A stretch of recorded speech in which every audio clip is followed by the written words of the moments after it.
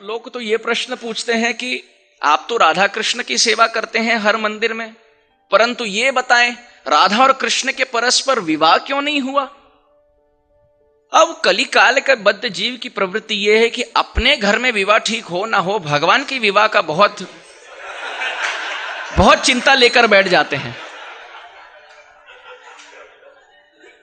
भगवान की 16,108 पठरानियां क्यों हैं? तो प्रश्न ये नहीं है कि उनके क्यों हैं, प्रश्न ये है कि मेरे क्यों नहीं। अरे आपसे एक संभाली नहीं जाती, आप 16,000 की बात कर रहे हैं।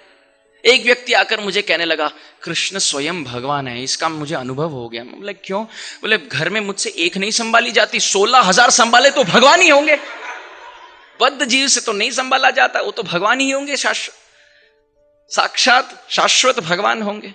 बोला ठीक, जो भी तर्क वितर्क से आप समझ लें, बात तो ठीक है। अब ये बात तक आ गए कि भगवान कृष्ण भगवान है। तो कई बार लोग पूछते हैं कि विवाह क्यों नहीं हुआ इनके परस्पर।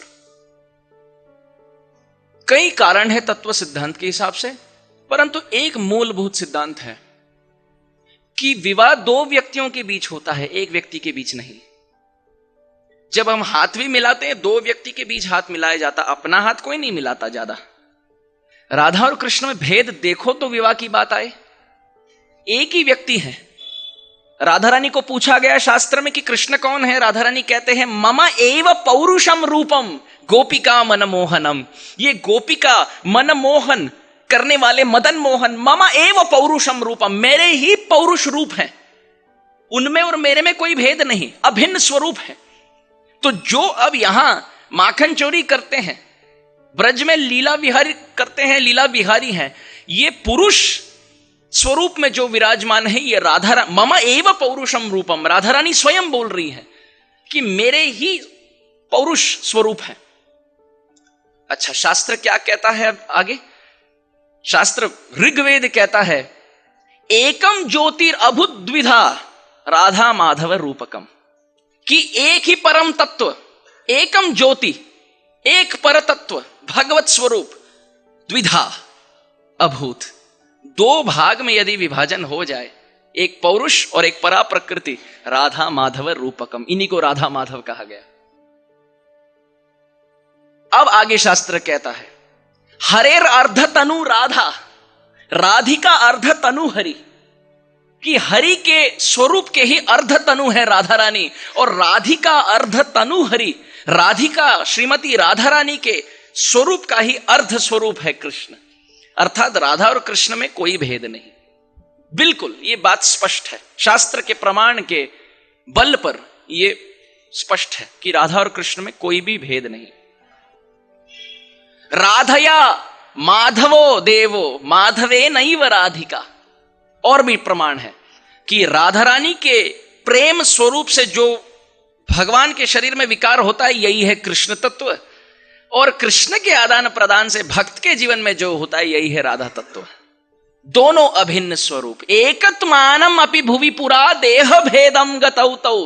कविराज गोस्वामी आदि लीला चैतन्य चरितामृत पहले अध्याय का 4, 5, 6वां श्लोक क्रमांक, कि एक पर तत्व, एकत्मानम, मन में से एक है, आत्मा एक, एकत्मानम अपि भुवि पुरा, परंतु भूमंडल पर देह भेदम गतौ तौ, दो स्वरूप में विद्यमान है, विराजमान है, आविर्भाव लिए हैं राधा कृष्ण के रूप में।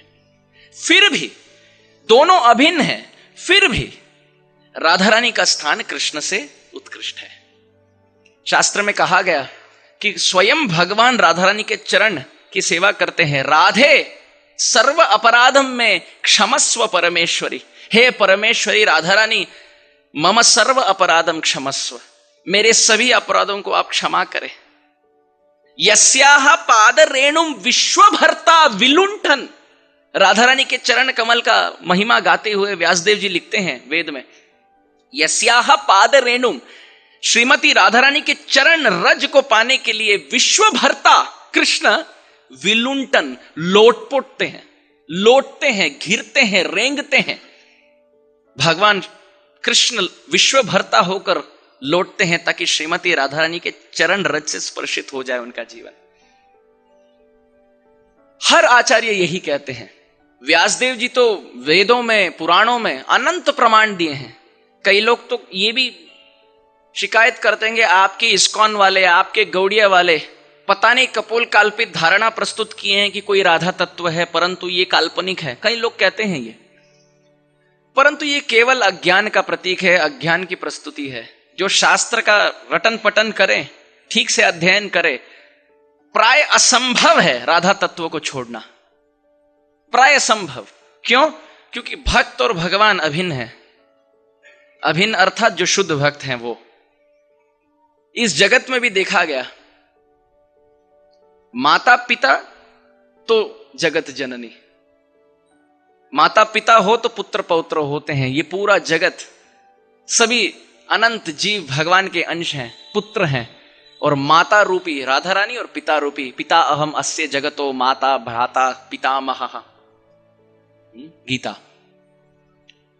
तो चलिए, वेद तो हो गया, अभी पुराणों में भी थोड़ा उल्लेख है राधा रानी का, तो चलिए वहां भी थोड़ा भ्रमण करते हैं पुराणों की गलियों से। व्यासदेव जी बताते हैं, मेरे पीछे पीछे दोहराएं। यथा राधा प्रिया विष्णु तस्या कुंडम प्रियम तथा सर्वगोपेषु सैवैका विष्णोर अत्यंत वल्लभा। व्यासदेव जी केवल राधा तत्व नहीं, अब राधा कुंड की महिमा गा रहे हैं। राधा कुंड की महिमा तब हो पहले जब राधा तत्व की महिमा गाई जाए। वो कहते हैं यथा राधा प्रिया विष्णु तस्याह कुंडम प्रियम तथा। जिस प्रकार राधा रानी कृष्ण के लिए बहुत प्रिया है, उसी प्रकार उनका कुंड, राधा कुंड भी कृष्ण के लिए बहुत प्रिय है, बहुत समीप है, निज निकट है हृदय से। और सर्व गोपेषु सैवैका विष्णोर अत्यंत वल्लभा। सभी गोपियों में सर्वश्रेष्ठ श्रीमती राधा रानी है, और उनके सम या उनके अधिक सर्वोत्तम स्थान किन्हीं और का नहीं। व्यासदेव जी बताते हैं, रोकते नहीं, वहां आगे गाते हैं। राधा शब्द का परिभाषा, अर्थ, भावार्थ और शब्दार्थ प्रस्तुत करते हैं। कृपया दोहराएं। रा शब्दोच्चारण मात्रेण यामी श्रवण लोभतः दा शब्दोच्चारण पश्चात ददामी भक्तिम उत्तमाम। अभी भगवान की वाणी, भगवान श्री कृष्ण कह रहे हैं, रा उच्चारण मात्र न, सब कहें रा, जोर से, जोर से, हाँ। शास्त्र नहीं, वो तो बस हाँ नहीं था। जब आप रा कहे, मैं बोला हाँ। कितने ध्यान पूर्वक सुनते, देखिए मैं सांस लूं तो सब सांस भी ले रहे। रा उच्चारण मात्र न, शास्त्र में तो कहा गया भगवान की वाणी द्वारा रा केवल उच्चारण मात्र से क्या होता है, यामी श्रवण लोभत। भगवान कहते हैं श्रवण लोभी होकर मैं सुनने आता हूं। और रा के पश्चात धा शब्दोच्चारण पश्चात, रा के बाद यदि कोई धा भी बोल दे, ददामी भक्तिम उत्तमाम, मैं केवल सुनता नहीं, ऐसे साधक को मैं भक्ति प्रदान करता हूं। केवल भक्ति नहीं, भक्तिम उत्तमाम, ब्रज भक्ति, माधुर्य भक्ति प्रदान करता हूं। तो इसलिए हमारे मंदिर में देखिए, कृष्ण का नाम कृष्ण दे सकते थे, श्री श्री राधा कृष्ण मंदिर हो सकता था, या राधा माधव भी हो सकता था, बहुत सुंदर नाम है, पर कृष्ण का नाम एकदम उत्कृष्ट है। यहां कृष्ण के नाम को वर्णन के लिए राधा रानी का नाम प्रस्तुत है। राधा के साथ कृष्ण कौन? जो राधिका रमण है वो। इतना सुंदर नाम कि यदि कोई कृष्ण का भी स्मरण करे, कृष्ण के नाम को लेने के लिए भी उत्सुक हो, तो राधा रानी के नाम के द्वारा कृष्ण की स्तुति हो रही है यहां।